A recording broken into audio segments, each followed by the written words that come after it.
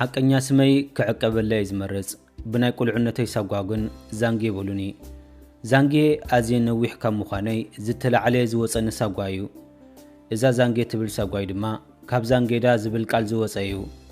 ዛንጌዳ ከዓ ነዊሕ ቁመት ዘለዎ ዓይነት ማሻላዩ ወላኳ ኣብቲ እዋንቲ ምስ ቅጥነይን ምስ ለይለይ ዝብል ቁመተይ ዝተሓሰለ ዝነበሮ ይጸሎ እንተነበርኩ ብድሓር ግን እናፈተኽዋየ መጽየ ነፍሲ ምስ ደረብኩውን ቁመተይ ግርማና ረኸብኩሉ የመጽየ እቲ ቁማት በዓል ግርማ ሓለፈ ይዝበሃለለይ ነይሩ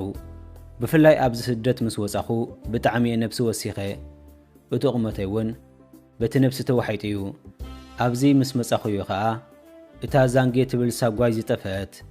ናብ ስደት ካብ ዝወጽእ ሕጂ ልክ 15 ዓመታት ተቆፂረ ኣለኹ ካብ ገዛና እቲ ናይ መጀመርታ ንስደት ዝወጻኹ ሰብ ምስ ምዃነይ ኩሉ ሓላፍነት ስድራ ኣባይ ወዲቑ ካብ ቅድሚ 11 ዓመታት ጀሚረ ንሕዋተይ እንኸፈልኩ እዮም ግን ከዓ እቲ ምሕጋዝ ክሳብ ሕጂ ኣይገደፈነን ከማይ ለየ ዘለኹ ሕጂ እውን ደቂ ሓፍተይ ደቂ ሓወይ ክብል ኣይዕርፍኩን ኣለኹ ብሰንኪ እዚ ጸገማት እዚ ኢኻ መስለኒ ኣብ ፍቕሪ ንፉዕ ኣይኮንኩን ክሳብ ሕጂ ጥዑይ ዝምድና መስሪት ኣይፈለጠነን ኣብዚ ሃገር እቱ ካብ ዝበልኩላት ሒዘ ኣብ ናይ ሓገዝ ስድራ ቤት ምስ ተጸመድኩ ብዙሕ ኣብ ሓዳር ኣድሁበ ይነበረነን ወላ ፍቕራዊ ዝምድና ጀሚረውን ነዊሕ ከይጸናሕኩ እየ ዝብተነኒ ቅድሚ 5 ዓመታት ኣቢሉ ይኸውን ግን ዕድመይ ናብ 30 ገጹ ምስ ተጸግዐ ሕጂ ኽምርዖ ኣለኒ ደጊም 30 ረጊጸየ ብምባልየ ሃነፍነፍ ክብል ጀሚረ ኣጋጣሚ ከዓ ምስ ሓንቲ መሳርሕተይ ጽቡቕ ተቐራሪብና ንሳ ጓል ሃገረ ይኮነትን ብዙኾነ ነገር እውን ኣይንረኸብን ኢና ግን ከዓ ጽቡቕ ተቐርበኒ ስለ ዝነበረት ኣብ ልዕሊኣ ስምዒት ኣሕዲረ ኩምርዖ ሓዳር ክገብር ይደለ ከም ዘለኹን ንሳ ከዓ ኣዝያ ደስ ከም ትብለኒ ምስ ነገርኩዋ ድማ ንሳ እውን ሓራይ በለትን እሞ ፍቕራዊ ዝምድና ጀመርና ወላኳ ኣብቲ መጀመርያ ጽቡቕ እንተነበርና ብድሓር ግን ኣፍቃሪተይ ክትረንያ ጀሚራ ካብ ኩሉ ከዓ ካብ ኣሕዋተይን ካብ ስድራይ ንኽርሕቕ ዓብ ተራ ተጻዊታ እንታይ ኮንካ ዘይጠባይካ ተምጽእ ኣለኻ ትጠፍኣና ኣለኻ በኣና ምግዳስ ገዲፍካዮ ዝብል ዘረባ ስድራይ ክዳጋገመኒ ጀሚሩ ዘምኽንዮ ይጠፍኣኒ ነይሩ ኣፍቃሪት ሒዘ ከም ዘለኹን ንመመርዓውን ሓዳረይን ዝኸውን ክሰርሕ ኣብ ጽዑቕ ስራሕ ስለ ዘለኹ ምዃነይ እየ ዝነግሮም ነይረ ስድራይ እቲ ኣፍቃሪተይ ዘይጓል ሃገረይ ምዃና ምስ ፈለጡ ሕጉሳተይ ነበሩን ይኹን እምበር ቀሲለ እየ ከረዶም ዝፍትን ነይረ ወላ ክወልዱ እሞ ልቦም እንተወድቐሎም ዝብል ሓሳቡን ይመጸኒ ነይሩ ኣፍቃሪተይ ግን ናይ ውላደ ርእሲ ምስ ኣልዓልኩላ ፍጹም ሕጉስቲ ዘይነበረት ብዓንተብኡ እውን ቀልጢፋ ክትወልድ ከም ዘይትደልን ክትጸንሕ ምዃነኣ ነጊራትኒ ነይራ እዚ ድልየታታ እናፈለጥኩ እየ ድማ ስድራይ ክቐስኑ ኦሮማይ ወሊዱ እዮም ኢሎም ሱቕ እንተበሉ ውላድ ክንወልድ ኣለና ዝበልኩዋ እናፈለጥካ ስለምንታይ ከም ዝትብለኒ ኣለኻ ኢላ ብሕርቃን ሓሪቓን ኮርያን ድሕርታ መዓልቲ እቲኣ ኣይደገምኩላን ዘይትወልደለይ ደኣ እንታይ ክገብር ይሓቒፈያ ዝሓድር ዘለኹ ኣነ እኮ ቆልዓ ኣይኮንኩን ሕጂ ውላደይ ክሓቕፈሉ ዝግባኣኒ ሰዓት እዩ እናበልኩ ብዙሕ ከሰማስል ጀሚረ ብሰንኪ ዝውን ምስ ኣፍቃሪተይ እናተረሓሓቕና መጺና ኣብ ልዕሊኣ ዝነበረኒ ክብርና ጎደለ መጺኡ ሕጉስ ኣይነበርኩን ንሳ እውን ማዕረ ማዕረያ ተገዳስነት ተጉድል ነይራ ኣብ ከምዚ እንከለኹ እየ ከዓ ምስ ሓንቲ ኣብ ኣፍሪቃ ትነብር ጓል ዝተላለኹ ምሳ ጓል ሌላና ብስናፕቻት እዩ ነይሩ ቀጻሊ ኣብ ጅም ኮይነ ዝተሰኣልክዎ ኣብ ስቶሪ እንተጠቂዐዮ ወይ ላይክ ትገብረለይ ወይ ከዓ ትጽሕፈለይ ነይራ መብዛሕትኡ ግዜ እውን ምስ ኣፍቃሪተይ ዝተሰኣልክዎ ሓፂር ቪድዮን ስእልን ይሰቅል ነይረ ንሳ ከዓ ልቢ ትሰደለይ ነይራ ምስ ኣፍቃሪተይ ብሓንሳብ እንከለና ክንረሓሓቕ ምስ ጀመርና ናተይ እናታን ስእሊ ፖስት ክብሎ ደሰ ይብለኒ ነይሩ ናተይ ጥራየ ኣብ ስቶሪ ዝሰቕሎ ነይረ ወዮ ቀጻሊ ትከታተለኒ ጓል ከዓ ስእሊ ኣፍቃሪተይ ይሰቕሎ ከም ዘየለኹ ተገንዚባ እንታይ ዳዕሎ ምስ ስእልታ ጻዕዳ ኣፍቃሪትካ ትሰቕሎ ዘየለኻ ተፈላለይኹም ዲኹም ዝብሉ ሕተያ ብጽሑፍ ዝሰደደትለይ ኣይመለስኩላን ናይ ፊሽኽታ ኢሞጂ ሰይደለያ ሰቒለ ድሕሪ ሳልስ እውን ባዕላ ሃይላ ጽሒፋ ሰደደትለይ እሞ ሰላም ኢለ መለስኩላ እንታይ ዳ ዝሓዘንከ ኢኻ ትመስል ወይስ ከምኡ ኢኻ ኹሩዕ ኣጁኻ ወደን ዲኻ ትርርበል ኣፍቃሪተይ ገዲፋትኒ ኢልካስ ክንድዝብ ብምባል ብናይ ሰሓቕ ምልክት ጌራ ሰደደትለይ ተዋዛይትኺ መኒ ምስ ኣፍቃሪተይ ተፈላለየ ኢልኪ በልክዋ በቲ ብግምት ዝተዛረበ ተዋዛኣ ፍሽኽ እናበልኩ ባዕልኻ ዝብል ሓፂር መልሲ ሃበትኒ ጉዳመኛ ክጓልኪ ምስ ኣፍቃሪተይ ከይተፈላለኹስ ብሓይሊ ከተፈላለዩ ንደሊኺ በልክዋ እሞ ግደፈናንዶ ስእልናታ ምእታው ደው ኳብ ተብለኮ ወይ ገዲፋትካላ ወይ ከዓ ንስኻ ባዕልኻ ገዲፍካ ያለኻ ማለት እዩ ወላ እንተ ዘይተፈላለኻ እውን ጽቡቕ ከም ዘይለኹም ይዘረድእ በለትኒ በቲ ሓደ ወገን እቲ ጸገም ክትፈልጦ ብምኽኣላ ግርም በለኒ ማዕረ ክንደይን ካብ መዓሰት ሒዚኣ ትካታተለኒ ነይራ እውን ከይተሓሳሰበኒ ተረፈን እናተጎረምኩ ከዓ ከይተረዳእኒ ደወልኩላ ሰላም ድሕር ምባለይ ስምዕን እንዳሓፍተይ ንዓይ ክትካታተል እንዲ ክትውዕል ነርኪ በልክዋ ወሪድኒ ናይ ኩሉ ሰብ ክርኢ ናብ ስናብቻት ምስኣተኹ ናትካብ ቅድሚት ይጸንሓኒ እሞ እዚ ኸኣርኪቡ ንሕና ደቂ ዓዱን ኮለናየስ እንታይ ናብ ጸዓዱ ዝኸይድ ኣለዎ እናበልኩ እየ ዝሓሚካ ነይረ በለትኒ ምስ ሓቆቋስያ እሞ መዓስዩ ዝፈላለየ ኢኺ ክትብል ጸኒሕኪ ማለት እዩ ምስ በልክዋ ከዓ ናይ ብሓቂ ዲኻ ተፈላለኻ ካብታ ጻዕዳስ እንኳዕ ተፈላለኻ በለትኒ ብድፍረት ምፍላይ ኮ ኣይተፈላለኹን እንዴ ግን እቲ ስእልታት ምልጣፍ ዝጎደፍክዎ ካብዚ ሚድያ ግልል ክንብል ስለ ዝደለኹ እየ በልክዋ ካብ መጀመርቱ ካብ ዓይኒ ሰብ ዘይተኸወልካስ ኩሉ ምስ ረኣየካ ክትሕባእ እዚ ዘይከውን ነገር እዩ በለትን እሞ ማዕረ ክንደያ ብግምታታት እተኣማመን ገረመኒ ዕላል ቀፂላ ቀስ ብቐስ እውን ጠውያ ጠዋውያ ምስ ኣፍቃሪተይ ዘለና ጸገም ክነግራ ገበረትኒ ምስ ኣፍቃሪተይ ከም ዘይተፈላለናን ግን ከዓ ኣብ መንጎና ምክብባር ተገዳስነት ሓልዮስ ዝበሃል ከም ዘየለን ኩሉ ብዛዕባ እቲ ናይ ውላድ ጸገም እውን ኣዕለልክዋ ስለ ዘዕለልክዋ ኣዝዩ ደስ ኢልኒ ሓደ ግዜ ኣብ ውሽጥና ዘሎ ደስ ዘይብለና ነገር ንሰባት ክንነግሮም እንከለና ፍኹስ ይዝብለና ከምዚ ጸውሮይ ዘራገፍኩ ኮይኑ ተሰማዓኒ ኣነ ከዓ ምስ ኣላፍ ሕማቕ ስምዒተይ ስቕ ኢለ ዝጓዓዝ ነይረ ምስ ኣፍቃሪተይ ከምዚ ዝበለ ሽግር ኣጋጢምኒ ኣሎ ኢለ ንኻብ ይዕርኽቶ ይኾኑ ንኻልእ ሰብ ነጊረን ተዛሪበን ኣይፈልጥን ነይረ መቸም ኣነ ሽግር ፍቕራዊ ዝምድና ምስ ዕለልክዋ ጓል ደሓን ኣጁኻ ኖርማል እንዲዩ ብምባል ቁርበት ተባብዐትኒ እሞ ብምቕጻል ድማ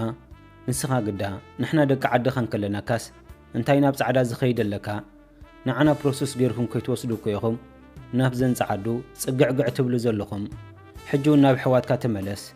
እዚኣ ንሓዋሩ እውን ኣይወልድኒ ክትብለካ ትኽእል እያ ጻዓዱ ብዛዕባ ውላድ ኣይግዳሳን እየን ጓል ዓድኻ ግን ውላድ ኣይኮነን ማንታውን ክትወልደልካ ትኽእል እያ ብምባል እያ ዋዛ ምሲላ ክትመኽረኒ ዝፈተነት ዕላላ ዋዛኣ ሰሓቓ ኣዝዩ ደስ ኢልኒ በቲ ዋዛና ምሰለ ዝሃበትኒ ምኽራ ቁርብ ክሓስብ ጀመርኩ ሓቃ እኮ እያ እዛ ጓል ድሕሪ ዓመታት ኣይወልድኒ እንትብለትንስ እንታይ ክገብር ስለዚ እዚ ጉዳይ ክሓስበሉ ኣለኒ ኢለ ብውሽጠይ ከሰላስሎ ዝጀመርኩ ካብታ መዓልቲ እያ ከዓ ካብ ምስ ኣፍቃሪተይ ምስታ ጓል ዓድኻ እየ ዝበለትኒ ጓል ምዕላል ደስ ክብለኒ ጀሚሩ እቲ ኣብ ውሽጠይ ስምዓኒ ዝነበረ ባዶነት ስልቹው መንፈስ በብቑሩብ ክጠፍእ ይዝክረኒ ምስ ኣፍቃሪተይ ክኸውን ከለኹ ግን በቃ ቅጪ መጸኒ ኣብ ከምዚ ምስ በጻሕና ከዓ ንጻዕዳ ኣፍቃሪተይ ክፋነዋ ተገዲደ ጸገም ትበሃል የብሉን ኢላ ፋንያትኒ ፍጹም እየ ናይ ስምባደ ይኹን ናይ ሓዘን ምልክት ዘይረኣኹላ ወላ ክትረኽበኒ እንከላ ከምዚ ኖርማል ፈላጢያ ዝነበርኩ ሰላም ትብለኒ ኣይሰሙን ይሳልስ እውን ካልእ ወዲ ከም ዝሓዘ ተሰብሃልኩ ንዓይኒ ቁም ነገር ዘይኮነ ንመሕለፊ ግዜ ሒዛትኒ ከም ዝነበረት ሓዳር ክትገብር ይኹን ውላድ ክትወልድ መደብ ከም ዘይብላን ሰብኣይ ስለ ዘድልያ ጥራይ ኣብ ጎና ጌራትኒ ከም ዝነበረት ክስወጠኒ ኸኣለ ይፈትወከ የፍቀረከ ትብለኒ እንተነበረትስ ክትምርዓወኒ ትደሊ እዩ ዝመስለኒ ነይሩ ለካ ዓለምና ግን በበይኒ ነይሩ ንሳ ንግዚኡ ክትቃዛዘ ኣነ ከዓ ሓዳርን ውላድን ይብህግ ነይረ እዚ ኩሉ ምስ ገበርኩ እዚ ኩሉ እውን ምስ ተረዳእኒ ምስ ተጓል እውን ምርኻብ ቀፂለ ብሳላ ምኽራ ነታ ኣፍቃሪተይ ከም ዝገደፍክዋን ድሮ ኸማን ካልእ ወዲ ከም ዝሓዘትን ብማኪና ገይረ ንሓልፍኩም ከለኹ ካልእ ወዲ ኣብ ከንፈሩ ክትምጥምጦ ከም ዝረኣኽዋ ነገርክዋ እንተ ሓሰብካዮ ኸ ነውዶ ጻዕዳ ጓል ብዙሓት ሓበሻ ኣዋልድ ንምዝንጋዕ ጥራይ ኢለን ኣፍቃሪ ይሕዛ ኣለዋ በለትኒ ትኺላ ትዛረብ ዘይትስከፍ ዓይነት ሰብ እያ حقا مخانان سلتي مسنب سي زرارب زهابتني تبع مخري أمسجن كوا سقم يبلون مخر حوخا بدو كايو بزحيتو كابو دبلتني ركبنا خاب معلتنا معلتي إن حيلا إن مقرن مسيو إتا أنكو تقدي سيز دول لا قال نسا خوينا مشيت كاب سرحي مساعتخو مساع يعلل ناب سرحي كوفرن كل خون مساعت رأي زعلل قس بقسون شجراتها كتعلن جميرا ناي سدران ناي ايكونومي شجر كم زلوان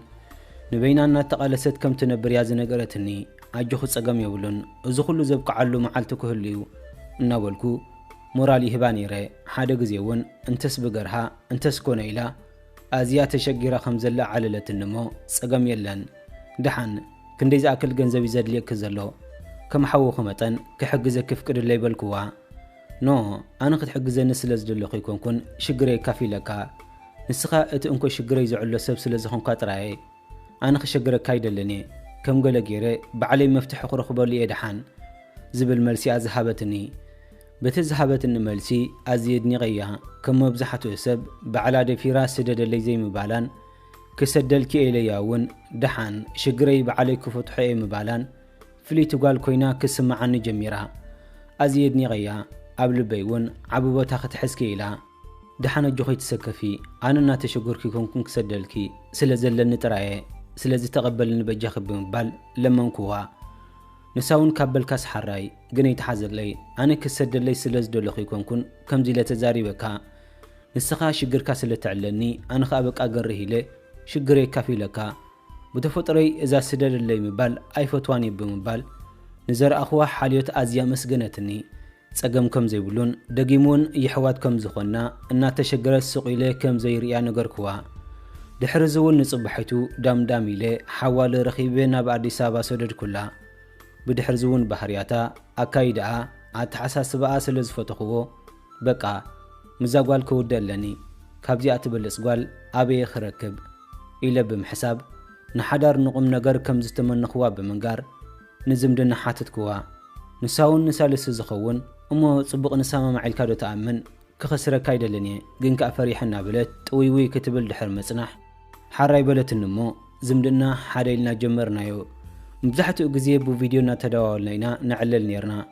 كم الميداتني بفيديو انت زيريا علالي مسألين دحر غزي غن فيديو نمخفات كتحنق جميرا بجخا بخمزي نعلل قصي حماقلو اي تمشاشوت كنت بلنمو حراي بلا اتن بفيديو تدول لي معلتس زغو صرا انخونا مصين مچم غن ان حغوس ينيري بجكا ازي اون كسابت غزيتي اي تغيرتن نيرا فقرات قلت لي تقداسنتا تريني بزعبا سدرات حتني حفتخ حوخا اديخا ابوخا كمي لو تبلني زربا طعمنا يلباماتي نيرو بخمزي نشمونت اوارح يخون سلي كنبل دحر مصنح دما ويفقاريتي بعلايا كن مرعو خمزلنان غزي يخيد كمزلو كتتم بحالي زجمرت حقيا كابزين العلي انت ايز صبزلخو كمرعوالني إلى بمحساب زمدنانا ناب سدرا كنو بصحو خمزلنا تزراربنا أنا نسدراي نغيرو يوم از يوميم حقوسات نيروم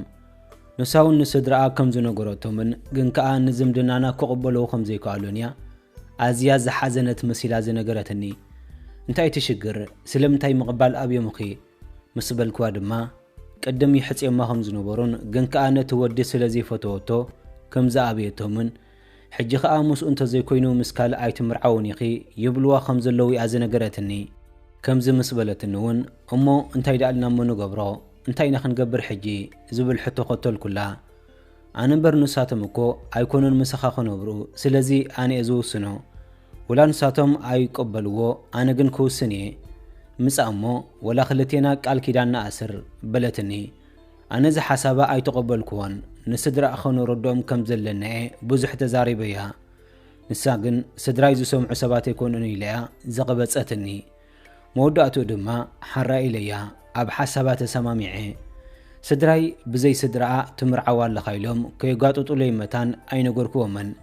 مساف قاريتكا امنتاي بصيحكا يبلون مو انما خنوخي حلفا مساف قاريتي كنرخبو دينا جيسا هاوس زلو كالي زدل نغرات اداليا خصنحني سلسه زرارمناون سلسه شحن 500 يورو سولد كلا نحاده سومن زخون يدلل لخو ከምዚ ይገብር ኣለኹ እናበለት ኮለል ከተብለኒ ጸኒሓ ሃንደበት እዚ ናይ መርዓና መደብ ደው ነብሎ በለትኒ ንምንታይ ስለምንታይ ደው ኩነብሎ በልኩዋ ብስምባደ ስድራይ ብኸመይ ከም ዝፈለጡ እንድዒ ብዘይ በኣና ክትምርዓው ኮይተ ሓስቢ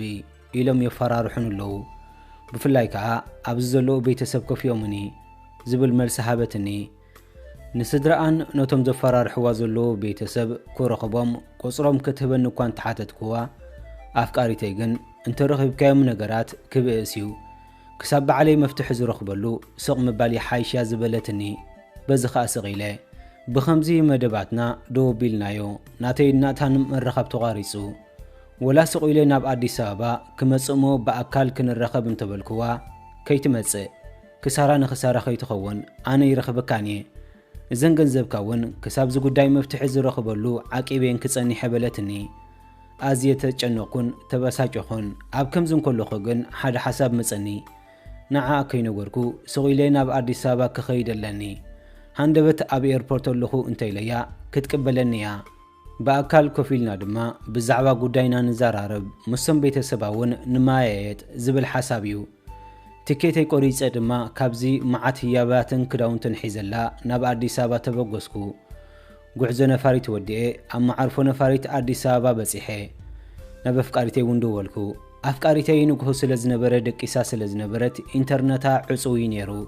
ካብ ሰባት ሞባይል ለሚኔ በታ ብዋትስኣፕ ጌራ ትድውለለይ ዝነበረት ቁፅሪ ቴሌፎን ገይረ ብኖርማል መስመር ደወልኩላ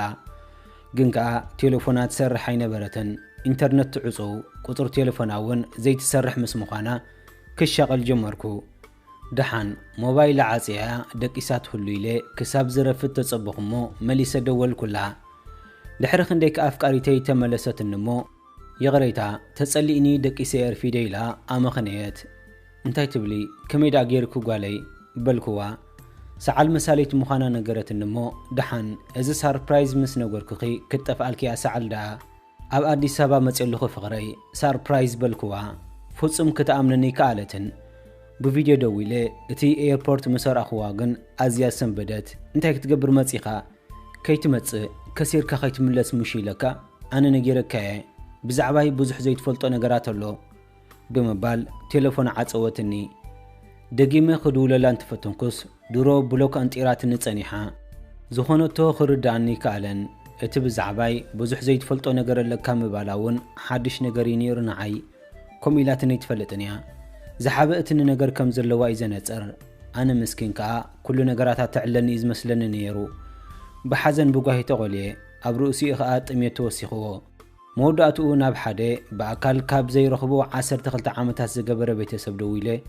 ብስራሕ ከም ዝመጻኹን እቲ ዝቕበለኒ ሰብ ከዓ ቴሌፎኑ ከም ዝተዓፀወትን ብምምኽናይ ክቕበለኒ ከም ዘለዎ እየ ዝሓተትክዎ ኮይዶንጎየ ከተፍ በለኒ ቤተሰበይ ካብ ገጸይ ተዓዚቡ